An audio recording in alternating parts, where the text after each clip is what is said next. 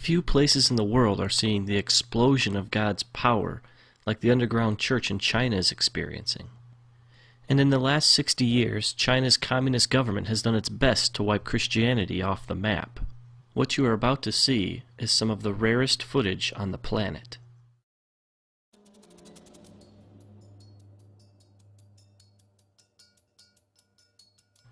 In this church, the people wake up at 4:30 to come together for 2 hours to pray and worship.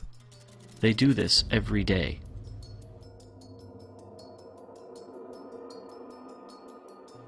This church meets in the only place they're safe, a cave.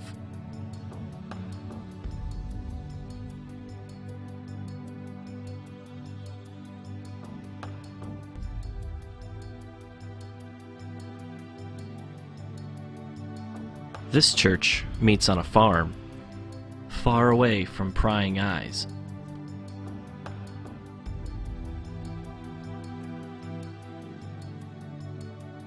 Here's an example of an underground church outreach. The people sitting are Christians. The people who are standing are not. This particular preacher was once crippled, but was healed when someone prayed for her. She now preaches the good news of Jesus to anyone who will listen. In this particular meeting, over 1,000 people became Christians.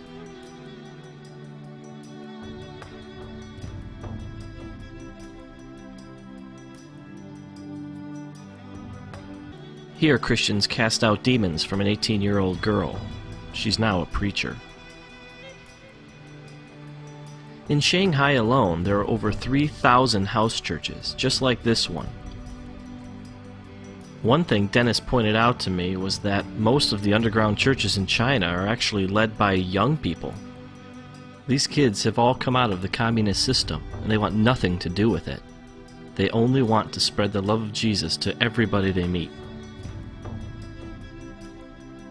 This is a music school. Well, that's the cover anyway. It's really a training school for students who want to be pastors. The government thinks they're simply learning to play instruments.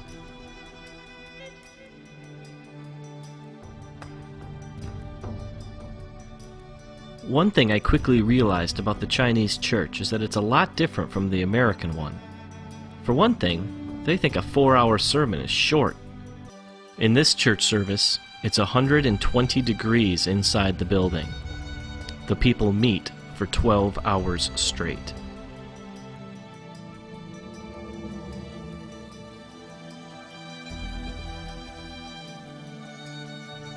Dennis told me one story about a time he went to a very remote village in China to preach.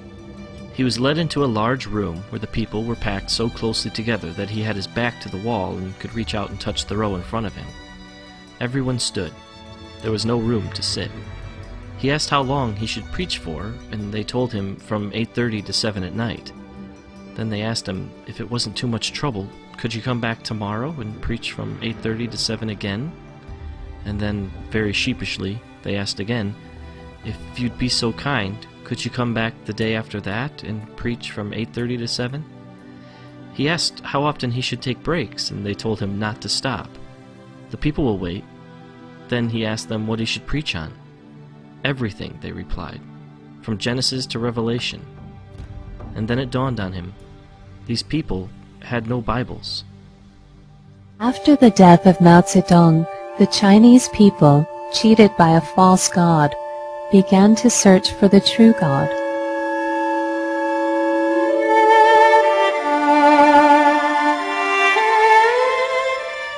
For the first time in their lives, people from the lowest levels of society came face to face with God's unconditional love, with Christ's sacrifice on the cross, and with the knowledge that in God's temple they had value and dignity. How could they not rejoice, like everyone who has received the most precious gift in the world?